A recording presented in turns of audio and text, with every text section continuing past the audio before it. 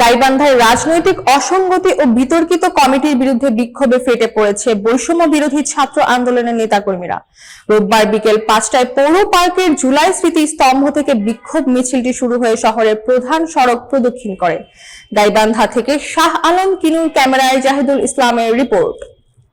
নেতাকর্মীরা অভিযোগ করেন, এনসিপির ঘোষিত 52 সদস্যের আহ্বায়ক কমিটিতে কেন্দ্রীয় জাসদ নেতা খাদিমুল ইসলাম খুদিকে আহ্বায়ক করা হয়েছে এবং সেখানে স্বৈরাচারের দোসরদের স্থান দেওয়া হয়েছে, যা জুলাই আন্দোলনের চেতনাকে অপমান করে।